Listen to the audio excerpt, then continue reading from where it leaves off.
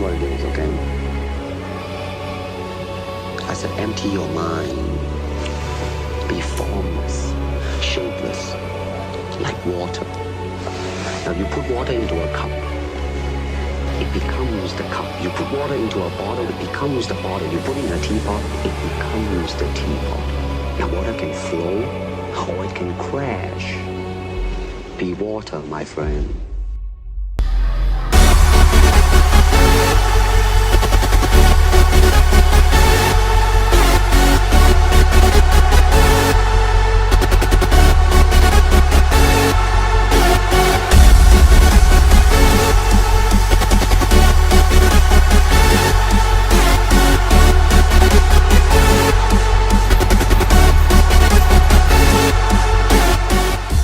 Best thing about being a man is you get to build your character from the ground up. You're not born with any value. I think the most dangerous men on earth are the weak men. I think inside of every single man, we're born with a fire inside of us that if we do not control can destroy ourselves and other people. And if you look at men who have no emotional control, because that's what they're trying to teach us to have. They're saying, listen, you're a man, you're allowed to just cry all the time and have no emotional control, no stoicism, just react to your emotions. Do you know what happens when you tell men to just react to their emotions? Anger. You have school shootings, you have violence. That's what happens when you tell men to have no emotional control. These school shooters are kids with no emotional control. Violence you see on the street are men with no emotional control. Telling men to not be stoic is going to create a breed of violent young men who have no emotional control, can't control their emotions and act out on them. That is absolutely not really more dangerous to society than me coming along saying, listen, I don't give a f how you feel, young man. It doesn't matter how you feel. You have duties and you have responsibilities as an adult, and you must comply and act a certain way regardless of how you feel. That is better for society as a whole, especially as I'm only teaching the tenets of, listen, go to the gym anyway. Doesn't matter. You don't feel like it. Go anyway. Listen, your girlfriend left you. Your heart's broken. You're not allowed to stalk her. She doesn't want you. Get the f over it. What I'm saying is good for the world. They're saying, no, act out your emotions. Cool, you're creating stalkers, rapists, and school shooters. These people are dangerous. We're out here genuinely saving lives, genuinely saying to men, the world you now live in is so competitive that if you're not a competitive male, you're going to be perma-depressed. You don't have a mental disease. You're just in a competitive environment and you are losing. You need to become a competitive person. There's no easy way. It's going to be hard. It's going to suck.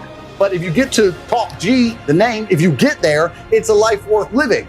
That's the best thing about being a man. The best thing about being a man is you get to build your character from the ground up. You're not born with any value. You're born as a blank slate. I decided I wanted to be a big toting kickboxing Bugatti driving bad boy. I did it all myself. You get to choose you want to be a musician and be sensitive and play guitar and get them that and be important that way. You get to choose you want to go get in the cage and kick the somebody. You get to choose to be anything you want. But you have to go and do it. It's going to be difficult because it's competitive. But that's the beauty of being a man, the blank slate. And I inspire men to look at themselves as a blank slate and go, you know what? I ain't now, but I can become anything I want. How could I possibly give up on myself?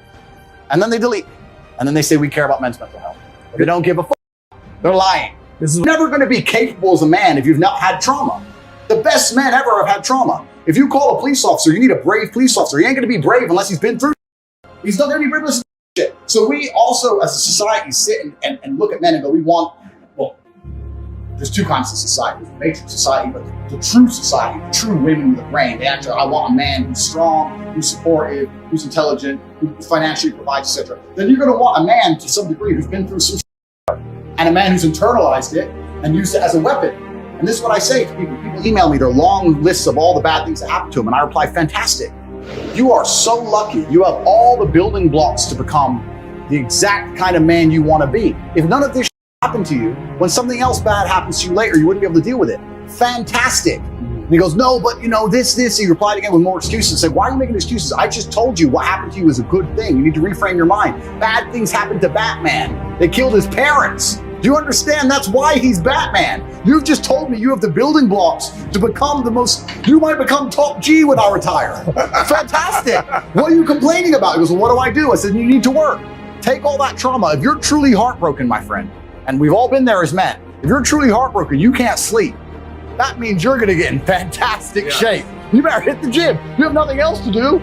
Stop watching YouTube. Stop emailing me. I want pictures of you in the gym. Get the work. Heartbreak's a fantastic motivator, as is depression, as is sadness. Great. Look at what's pissing you off and make sure it never happens again. If you were jacked and rich as you probably wouldn't have left your ass. So get together. Making the best move on the chessboard, regardless of how losing your position is a life philosophy that most will never understand. Sometimes you look at your position on the board and you're but still, regardless of how you are, there is still a best move. There's always a best move and a worse move, no matter how bad things are. Many people, when they get to a losing position, think, it doesn't matter, I don't have to make the best move anymore. I actually disagree. Maybe 9 times out of 10, the best move won't save you, but that 1 time out of 10, the best move might be just enough to save your ass. And on a long enough time frame, if you play the game repeatedly, day after day, taking risks, always making the best move regardless of whether you're winning or losing, it will compound into an upward spiral of never-ending success. You might end up somewhere near me. We might have dinner one day. You might stop being a brokey. You might stop being a loser. Best move on the board is how you should approach your life. Next time you're in a situation, you should sit and say, okay, this is a bad situation, I'm fine. But what's the best move I could possibly make? What's the outcome I would like? What's the most likely move to give me that particular outcome? And you'd be surprised what some of them are. The world is about winners and losers, and everyone is competing against each other. You are competing against me, I'm competing against you, you're competing against your friends.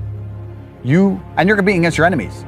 You want $1, so does everyone else. You want that hot girl, so does everyone else. You want that house, so does everyone else. What's amazing is the things you want, the main reason you want them is because other people want them. So you can show off that you have it and they don't. It is competition. It's kind of like the age-old adage.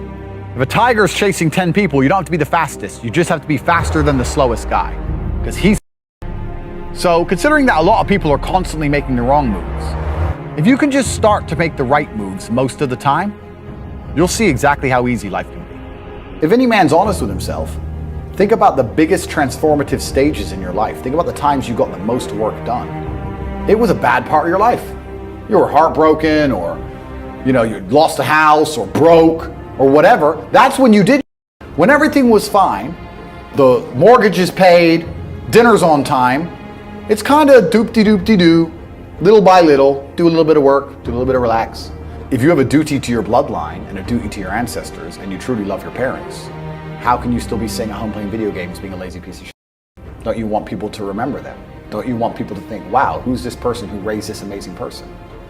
So that in and of itself, it should be endless motivation. If anyone's watching this, if you love your parents, you can't be a loser anymore. Otherwise they're going to be forgotten along with you, So if you wake up each day and go, I don't owe anybody anything, I don't have to prove anything to anybody, then you are a loser, because you are absolutely not being correct. You must prove yourself to other people. You must prove yourself to your bloodline, as we just discussed. You must prove yourself to God. God hates the lazy. He can't stand them. If he gives you all these genetic dispositions and these natural God-given gifts, if you have 2 arms and 2 legs and you can think, and you're not trying your absolute best, that's the reason you're not lucky. He doesn't like you. He likes the people which show him the beauty of his own creation. He likes to give somebody building blocks and them to build something amazing. God loves to see that. Those people, for some reason, seem to be enormously lucky, right? The person who goes, I don't have to prove anything to God. I don't owe all of my ancestors any effort. For 5,000 years, people were dodging saber-toothed tigers and catching the plague and running from Genghis Khan just for my stupid ass to be born. I don't owe them anything. I don't owe them a thing because I want to play video games. These people are losers.